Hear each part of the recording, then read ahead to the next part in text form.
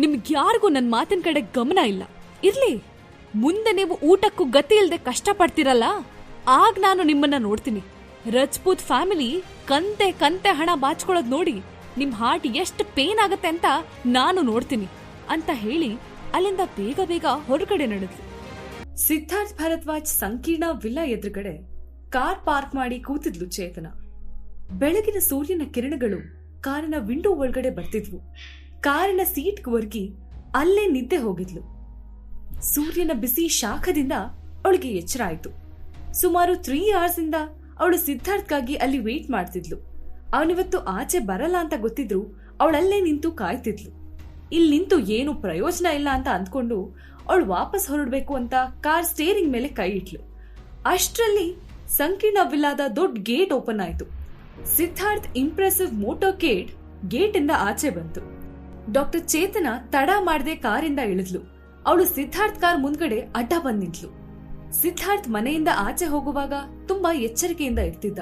ಅದ್ರಲ್ಲೂ ರೋಹನ್ ಅವನ್ ಜೊತೆ ಇದ್ದಾಗ ಮೈಯೆಲ್ಲ ಕಣ್ಣಾಗಿರ್ತಿತ್ತು. ಬಿಕಾಸ್ ಸಿದ್ಧಾರ್ಥ್ ಚಿಕ್ಕವನಾಗಿದ್ದಾಗ ಅವನನ್ನ ಯಾರೋ ಕಿಡ್ನಾಪ್ ಮಾಡಿದ್ರು. ಆ ಭಯ ಇನ್ನೂ ಅವನಲ್ಲಿತ್ತು. ಸೊ ತನ್ನ ಹಾಗೆ ತನ್ನ ಮಗನಿಗೂ ಆಗ್ಬಾರ್ದು ಅಂತ ಅವನು ವಿಶೇಷವಾಗಿ ಕೇರ್ ಮಾಡ್ತಿದ್ದ. ಆ ಭಯದ ಕಾರಣಕ್ಕೆ ರೋಹನ್ನ ಸ್ಕೂಲ್ಗೂ ಕಳಿಸ್ದೆ ಮನೆಗೆ ಟೀಚರ್ಸ್ನ ಅಪಾಯಿಂಟ್ ಮಾಡ್ಕೊಂಡಿದ್ದ. ನಿನ್ನೆಯಿಂದ ಅವನು ರೋಹನ್ ಬಗ್ಗೆ ಚಿಂತೆ ಮಾಡ್ತಿದ್ದ. ಮತ್ತೆ ರೋಹನ್ನ ಕಿಡ್ನಾಪ್ ಮಾಡಬೇಕು ಅಂತ ಸಿದ್ಧಾರ್ಥ್ ಚಿಕ್ಕಪ್ಪ ಪ್ಲಾನ್ ಮಾಡಿದ್ರು. ರೋಹನ್ ಫೋಟೋ ಯಾವುದೇ ಆನ್ಲೈನ್ ಪ್ಲಾಟ್ಫಾರ್ಮ್ ಅಲ್ಲಿ ಕಾಣಿಸ್ತಿರ್ಲಿಲ್ಲ. ಅವನು ಯಾವುದೇ ಇನ್ಫಾರ್ಮೇಶನ್ ಇಂಟರ್ನೆಟ್ ಅಲ್ಲಿ ಲೀಕ್ ಆಗಿರ್ಲಿಲ್ಲ. ಮಿಸ್ಟರ್ ಸಿದ್ಧಾರ್ಥ್, ನಾನ್ ನಿಮ್ ಹತ್ರ ಒಂದ್ ಇಂಪಾರ್ಟೆಂಟ್ ವಿಷಯ ಹೇಳ್ಬೇಕು, ಅದಕ್ಕೋಸ್ಕರ ಆಗ್ಲಿಂದ ಕಾಯ್ಕೊಂಡು ನಿಂತಿದ್ದೀನಿ ಅಂತ ಗಾಬ್ರಿಲ್ ಹೇಳಿದ್ಲು. ಮಿಡಲ್ ಕಾರಿನ ಬ್ಯಾಕ್ ಡೋರ್ ಓಪನ್ ಆಯ್ತು. Black colour pant, shining shoes ಹಾಕಿದ ಪಾದಗಳು ನೆಲದ ಮೇಲೆ ಊರಿದ್ವು. ಅವನು ಖಂಡಿತ ಸಿದ್ಧಾರ್ಥ್ ಆಗಿರ್ತಾನೆ ಅಂತ ಅವಳು ಸ್ಮೈಲ್ ಮಾಡ್ತಾ ಅವನ್ ಫೇಸ್ ನೋಡೋದನ್ನೇ ಎಕ್ಸೈಟ್ ಆಗಿ ನೋಡ್ತಿದ್ಲು. ಆದ್ರೆ ಕಾರಿಂದ ಇಳ್ದ ವ್ಯಕ್ತಿ ಸಿದ್ಧಾರ್ಥ್ ಅಲ್ಲ, ಅವನ್ ಸೆಕ್ರೆಟರಿ ಅಭಿ ಆಗಿದ್ದ. ಅವಳು ಮಾತಾಡೋದ್ರೊಳಗೆ ಚೇತನ ತೋಳ್ ಹಿಡಿದು ಸೈಡಿಗೆ ಹೇಳ್ಕೊಂಡ್ ನಿಂತ. ನೋಡಿ, ನಾನ್ ನಿಜವಾಗ್ಲೂ ಸಿದ್ಧಾರ್ಥ್ ಸರ್ ಹತ್ರ ಒಂದ್ ಇಂಪಾರ್ಟೆಂಟ್ ವಿಷಯ ಮಾತಾಡ್ಬೇಕು. ಇದು ತುಂಬಾ ತುಂಬಾ ಮುಖ್ಯ. ನಾನು ಅವ್ರ ಜೊತೆ ಪರ್ಸನಲ್ ಆಗಿ ಮಾತಾಡ್ಬೇಕು. ಬಿಕಾಸ್ ಇದು ಅವ್ರ ಮಗ ರೋಹನ್ಗೆ ಸಂಬಂಧಪಟ್ಟಿದ್ದು ಅಂತ ಹೇಳಿದ್ಲು. ಅಭಿ ಅವಳನ್ನ ಅಣಗಿಸ್ತಾ, ಓ, ಸಿದ್ಧಾರ್ಥ್ ಸರ್ ಮಗನ್ ಹೆಸರನ್ನ ಹೇಳ್ಕೊಂಡು ಅವ್ರಿಗೆ ಹತ್ರ ಆಗೋಕೆ ಟ್ರೈ ಮಾಡೋ ತುಂಬಾ ಜನ ಲೇಡೀಸ್ನ ನಾನು ನೋಡಿದೀನಿ.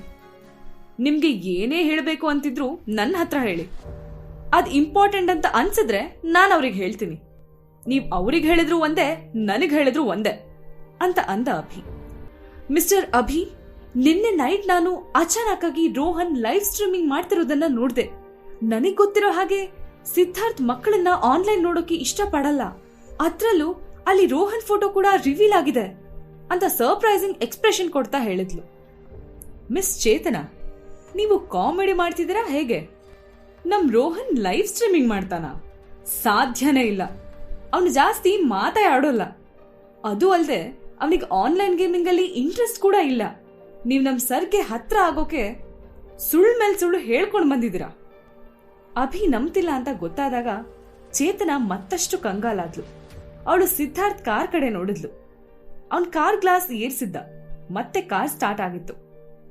ನಾನ್ ಹೇಳಿದ್ದು ನಿಜ. ಈಗಾಗ್ಲೇ ರೋಹನ್ ಸೋಷಿಯಲ್ ಮೀಡಿಯಾದಲ್ಲಿ ಟ್ರೆಂಡಿಂಗ್ ಆಗಿದ್ದಾನೆ. ನಾನ್ ಸುಳ್ಳು ಹೇಳ್ತಿದ್ದೀನಿ ಅಂತ ನಿಮ್ಗೆ ಅನ್ಸಿದ್ರೆ ನೀವು ಫೇಸ್ಬುಕ್ ಚೆಕ್ ಮಾಡಿ.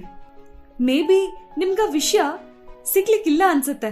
ನನ್ನ ಹತ್ರ ಆ ನ್ಯೂಸ್ ಲಿಂಕ್ ಇದೆ ಅಂತ ಅವಳು ಹೇಳಿದ್ಲು. ಹೇಗ್ ಸಾಧ್ಯ? ರೋಹನ್ ಸೋಷಿಯಲ್ ಮೀಡಿಯಾದಲ್ಲಿ ಟ್ರೆಂಡಿಂಗ್ ಆಗಿದಾನ ಅಂತ ಶಾಕ್ ಅಲ್ಲಿ ಕೇಳ್ದ ಅಭಿ. ಡಾಕ್ಟರ್ ಚೇತನ ತನ್ ಮೇಲೆ ಡೌಟ್ ಪಡ್ತಿದ್ದ ಅಭಿನ ನೋಡಿ, ನಾನೀಗ್ಲೇ ಸಿದ್ಧಾರ್ಥ್ ಸರ್ ಹತ್ರ ಮಾತಾಡ್ಬೇಕು ಅಂದ್ಲು. ಮೊದ್ಲು ಆ ಟ್ರೆಂಡಿಂಗ್ ನ್ಯೂಸ್ ನ ತೋರ್ಸಿ ಡಾಕ್ಟರ್. ನಾನ್ ಮೊದ್ಲು ನೀವ್ ಹೇಳ್ತಿರೋದು ನಿಜನಾ ಅಂತ ತಿಳ್ಕೋಬೇಕು ಅಂತ ಅಭಿ ಅಂದ. ಚೇತನ ಕೈ ಕಟ್ಟಿ ಒಂದ್ ಹೆಜ್ಜೆ ಹಿಂದೆ ಸರಿದು ನಿಂತ್ಲು. ನೋ, ನಿಮ್ಗ್ಯಾಕ್ ತೋರಿಸ್ಬೇಕು? ಇದು ಸಿದ್ಧಾರ್ಥ್ ಮಗನ್ ವಿಚಾರ. ನಾನ್ ಅವ್ರ ಹತ್ರನೇ ಮಾತಾಡ್ಬೇಕು. ನಾನ್ ಸಿದ್ಧಾರ್ಥ್ ಸರ್ಗೆ ಈ ಟ್ರೆಂಡಿಂಗ್ ನ್ಯೂಸ್ ಲಿಂಕ್ ಕಳಿಸ್ತೀನಿ. ಮೊದ್ಲು ಅವರು ನನ್ ಫೇಸ್ಬುಕ್ ಫ್ರೆಂಡ್ ಆಗ್ಲಿ, ಆಮೇಲೆ ನಾನೇ ರೋಹನ್ ವಿಷಯನ ಸೆಂಡ್ ಮಾಡ್ತೀನಿ ಅಂತ ಹೇಳಿದ್ಲು. ಓ, ಐ ಸಿ. ಇರಿ ಮಿಸ್, ನಾನು ಸಿದ್ಧಾರ್ಥ್ ಸರ್ ಪರ್ಮಿಷನ್ ತಗೊಂಡು ನಿಮ್ಮನ್ನ ಕಾಂಟ್ಯಾಕ್ಟ್ ಮಾಡ್ತೀನಿ. ಅವ್ರೀಗ ಬ್ಯುಸಿ ಇದ್ದಾರೆ. ನಾನು ಈ ವಿಷಯನ ಅವ್ರಿಗೆ ಖಂಡಿತ ಹೇಳ್ತೀನಿ. ಅಲ್ಲಿವರೆಗೂ ವೇಟ್ ಮಾಡಿ. ಬಾಯ್. ಡಾಕ್ಟರ್ ಚೇತನಾನ ಸಿದ್ಧಾರ್ಥ್ ಫೇಸ್ಬುಕ್ ಅಲ್ಲಿ ಫ್ರೆಂಡ್ ಆಗಿ ಸೇರಿಸೋ ಜವಾಬ್ದಾರಿ ಅಭಿ ಮೇಲಿತ್ತು. ಒಂದ್ ವೇಳೆ ಅವನು ಚೇತನ ಬೆದರಿಕೆನ ಒಪ್ಕೊಂಡು ಅವಳನ್ನ ಸಿದ್ಧಾರ್ಥ್ ಹತ್ರ ಬರೋಕ್ ಬಿಟ್ರೆ ಅವನ ಸೆಕ್ರೆಟರಿ ಆಗೋಕೆ ಲಾಯಕ್ಕಿಲ್ಲ ಅಂತ ಅವನಿಗವನೇ ಹೇಳ್ಕೋಬೇಕಾಗಿತ್ತು. ಮಧ್ಯಾಹ್ನ ಲಂಚ್ ಟೈಮ್ಗೆ ಸರಿಯಾಗಿ ರೋಹನ್ ಮತ್ತು ಸಿದ್ಧಾರ್ಥ್ ಹೋಟೆಲ್ ರೀಚ್ ಆದ್ರು. ಪ್ರೈವೇಟ್ ರೂಮ್ಗೆ ಹೋದ ನಂತರ ಅಭಿ ತನ್ನ ಬಾಸ್ನ ಎಚ್ಚರಿಕೆಯಿಂದ ಒಬ್ಸರ್ವ್ ಮಾಡ್ದ. ನಿನ್ನೆ ಸಂಜೆಯಿಂದ ಸಿದ್ಧಾರ್ಥ್ ಮುಖ ಕಪ್ಪಿಟ್ಟಿತ್ತು. ಅವನು ತುಂಬಾ ಭಯಂಕರವಾಗಿ ಕಾಣಿಸ್ತಿದ್ದ. ಅವನು ಯಾವ ವಿಷಯಕ್ಕೆ ಕೋಪ ಮಾಡ್ಕೊಂಡಿದ್ದಾನೆ, ಯಾಕಿಷ್ಟು ಸೀರಿಯಸ್ ಆಗಿದ್ದ ಅಂತ ಯಾರಿಗೂ ಗೊತ್ತಿರ್ಲಿಲ್ಲ. ಆದ್ರೆ ಅವನ ಹತ್ರ ಮಾತಾಡೋದಿರ್ಲಿ, ಅವನ್ ಪಕ್ಕ ನಿಂತ್ಕೊಳ್ಳೋಕು ಯಾರಿಗೂ ಧೈರ್ಯ ಇರ್ಲಿಲ್ಲ. ಡಾಕ್ಟರ್ ಚೇತನ ವಿಷಯ ಹೇಳ್ಬೇಕು ಅಂದ್ಕೊಂಡಿದ್ದ ಅಭಿ ಒಂದು ಕ್ಷಣ ಭಯ ಪಟ್ಟು ಹಿಂದೆಟ್ ಹಾಕ್ದ.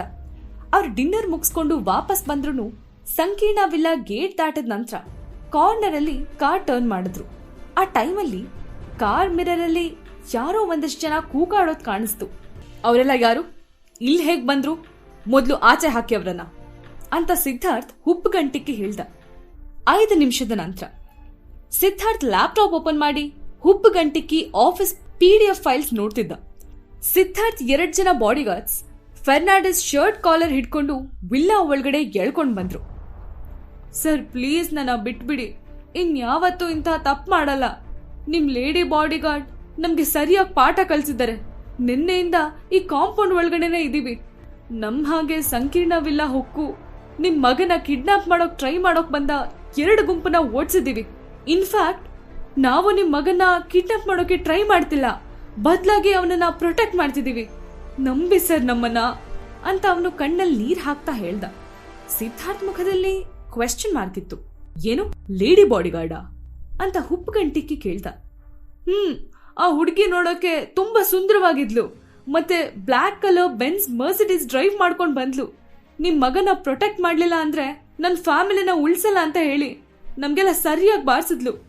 ಎಂಥ ಏಟು, ಹೆಣ್ಮಕ್ಳು ಈ ತರ ಏಟ್ ಕೊಡ್ತಾರೆ ಅಂತ ಕನ್ಸಲ್ಲೂ ಅಂದ್ಕೊಂಡಿರ್ಲಿಲ್ಲ ಅಂತ ಅವನು ಜೋರಾಗಿ ಅಳೋಕ್ ಶುರು ಮಾಡ್ದ. ಸಿದ್ಧಾರ್ಥ್ ಫೇಸ್ ಸೀರಿಯಸ್ ಆಯ್ತು. ಅವನು ಸೋಫಾದಲ್ಲೇ ನೇರವಾಗಿ ಕೂತ. ಇಷ್ಟೊತ್ತು ಕೋಪದಿಂದ ಗಟ್ಸ್ ಆಗಿದ್ದ ಅವನ ಮುಖ ಸ್ವಲ್ಪ ಸಾಫ್ಟ್ ಆಯ್ತು. ಆಯ್ರಾ ನಿನ್ನೆ ದಿನ ಅವನ್ ಬರ್ತ್ಡೇಗೆ ಯಾವ್ದೇ ಗಿಫ್ಟ್ ಕೊಟ್ಟಿರ್ಲಿಲ್ಲ. ಅವಳವನನ್ನ ಕಂಪ್ಲೀಟ್ ಆಗಿ ನೆಗ್ಲೆಕ್ಟ್ ಮಾಡಿದಾಳೆ ಅಂತ ಅವನ್ ಅಂದ್ಕೊಂಡಿದ್ದ. ಹಾಗಾಗಿ ಅವನ್ ಫುಲ್ ಡೇ ಕೋಪದಲ್ಲಿದ್ದ. ಈ ಹೊಸ ವಿಷಯ ತಿಳಿತಿದ ಹಾಗೆ ಅವನಿಗೆ ಆಯ್ರಾ ತನ್ನ ಮೇಲೆ ಕೇರ್ ಇಟ್ಕೊಂಡಿದ್ದಾಳೆ ಅಂತ ಫೀಲ್ ಆಯ್ತು. ಫರ್ನಾಂಡಿಸ್ಗೆ ಲೆಸನ್ ಕಲ್ಸಿದ ಆಯ್ರಾ ಸಿದ್ಧಾರ್ಥ್ ಹತ್ರ ಆ ಬಗ್ಗೆ ಮಾತಾಡಿರ್ಲಿಲ್ಲ. ಅವನ ಬರ್ತ್ಡೇ ಖರಾಬ್ ಆಗೋದ್ ಬೇಡ ಅಂತ ಈ ವಿಷಯ ಮುಚ್ಚಿಟ್ಟಿರ್ತಾಳೆ ಅಂತ ಸಿದ್ಧಾರ್ಥ್ ಗೆಸ್ ಮಾಡ್ದ.